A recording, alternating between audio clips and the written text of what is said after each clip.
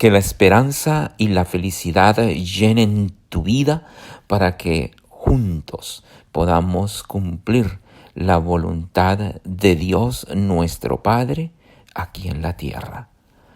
Les habla el Padre William Vallejo desde la Rectoría de San Eduardo en la Diócesis de Rockford. Y hoy vamos a profundizar y a llenarnos de esa riqueza que nos propone el Evangelio para este tercer domingo del tiempo ordinario.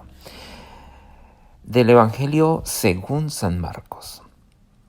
Después de que arrestaron a Juan el Bautista, Jesús se fue a Galilea para predicar el Evangelio de Dios y decía: se ha cumplido el tiempo y el reino de Dios ya está cerca.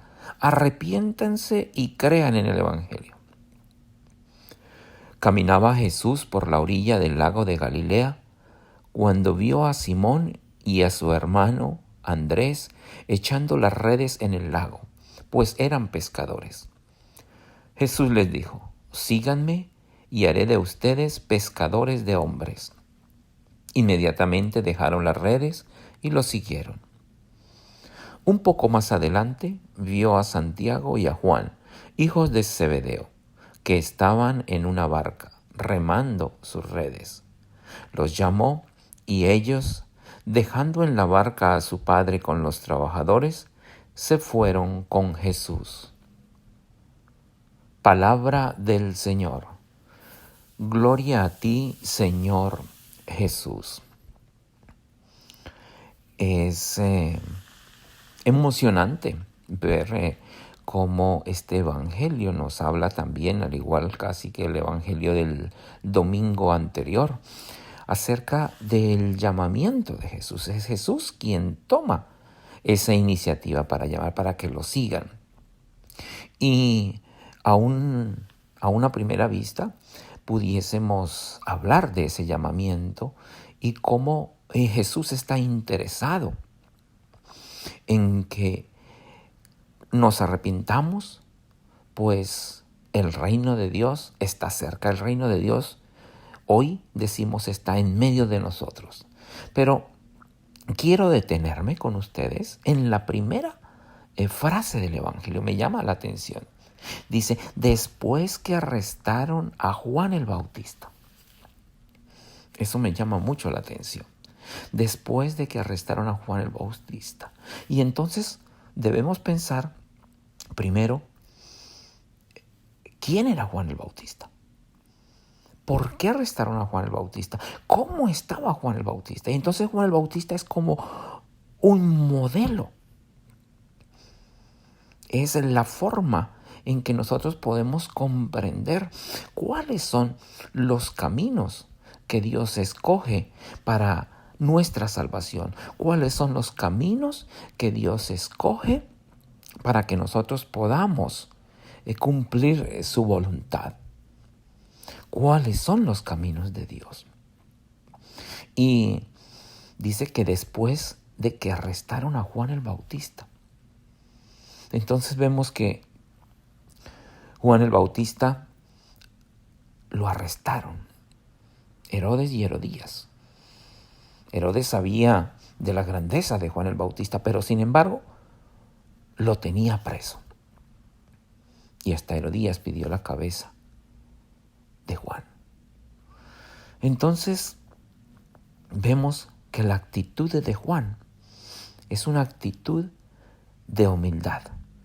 Dios ha escogido a Juan para que a través de la humildad pueda él alabar a Dios. Dios escoge el camino de la humildad. Vemos también cómo en Jesús se ve ese caminar por la humildad. Jesús es humillado. Jesús es humillado, Jesús es golpeado. Y todo para cumplir la voluntad del Padre. Y nos da a nosotros la salvación. Juan también es humillado y vive la humildad desde una cárcel. Es prisionero de su libertad. Entonces, un camino que escoge Dios es esa humildad. Otro camino que escoge Dios es el de la soledad. Juan estaba solo en la cárcel. Y en medio de esa soledad, él podía precisamente sentirse lleno de fuerza. Se sentía con coraje, con valentía. Y eso solo se lograba por la intimidad que él tenía con Dios. El camino que Dios escoge es, en medio de la soledad, lograr una comunicación con Él. En medio de la soledad, lograr una intimidad con Él. Lo mismo le sucedió a Jesús. Jesús se va a solas al monte a orar, en soledad, en solitario, y entra en intimidad con el Padre. Esto lo llena de amor y de valor para poder aceptar y para poder salir airoso en la tarea que le ha sido encomendada, en la misión que le ha sido encomendada. La soledad y la intimidad llenan a Juan y a Jesús del amor de Dios Padre y los hace ser valientes, los hace tomar con decisión la misión que les ha sido encomendada. Vemos también la actitud de confianza. Juan se sentía confiado en la misión, en su misma vida, en lo que él hacía. Se sentía confiado y seguro. ¿Por qué? Porque estaba lleno de ese amor de Dios. Esa confianza le da seguridad. Jesús estaba lleno de confianza hasta el último momento, confiado en la voluntad de su Padre Dios. Esto lo llenaba de alegría porque estaba dando cumplimiento, estaba dando gloria al amor de Dios. Dios escoge ese camino de la confianza. Dios escoge también el camino del amor al enemigo. En ningún momento escuchamos de Juan renegando por estar en la cárcel. Renegando de que después de haber anunciado la llegada de su primo Jesús, el Mesías, pudiese estar preso. Después de dedicarle tanto tiempo a Dios, ahora él está preso. De la misma manera, Jesús tampoco muestra molestia, rencor contra aquellos que lo ofenden. Apenas dice, perdónalos porque no saben lo que hacen, y ora por ellos. Ora por un ladrón para que participe del reino, para que esté en el paraíso con él. Ora por el ladrón. Entonces los caminos que Dios escoge no son los caminos que nos ofrece el mundo. El camino que nos ofrece el mundo son diversiones, riquezas, poder, fama. No, Dios nos está mostrando los caminos en los cuales nosotros podemos encontrar una paz interior, una alegría interior y sobre todo poder cumplir esa voluntad de Dios. Sobre todo poder ser esos instrumentos que Dios ha trazado para la historia de la salvación, para la historia de nuestra vida y la historia de toda la humanidad. El camino de la humildad, el camino de la soledad, el camino de la intimidad con Dios, que nos lleva a vivir esa realidad de amor, el camino de la confianza y el camino del amor al prójimo. Caminos totalmente diferentes a lo que nos propone el mundo, a los que nos propone la sociedad. En Juan encontramos esa realidad y en Jesucristo encontramos esa realidad también. Jesucristo en ningún momento tomó el camino de la fuerza para mostrarse como el Salvador del mundo. No, Él tomó el camino de la humildad. Él tomó el camino de la intimidad con Dios, con su Padre Dios. Él tomó el camino de la confianza. Él tomó el camino del amor a sus enemigos. Es para nosotros un panorama grandioso en cómo nosotros podemos encontrar lo que Dios quiere para nosotros. Y ahí, esos caminos. Todos esos caminos nos conducen a una alegría. ¿Cuántos no deseamos estar en paz y vivir con alegría? Si nosotros trasegamos, si nosotros nos conducimos por estos caminos, vamos a hacer salvación para otros. Vamos a encontrar nuestra salvación. Entonces, vamos a reflexionar. Yo, desde mi realidad como sacerdote, reflexiono. Tú, desde tu realidad como bautizado, como criatura de Dios, reflexionas. Tú que estás joven y me estás escuchando. Tú que también estás anciano, eres abuelo, abuela, padre, madre, que me estás escuchando y que quieres enriquecerte, quieres llenarte de esa sabiduría de Dios.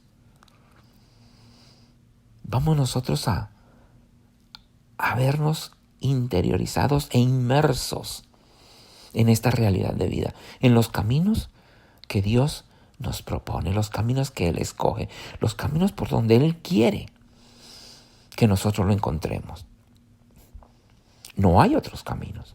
Los caminos que el mundo nos propone nos alejan de Dios. Ese camino de la humildad. ¿Cómo vivimos la humildad? A veces, por pertenecer a un grupo de la parroquia, yo me siento más que otros.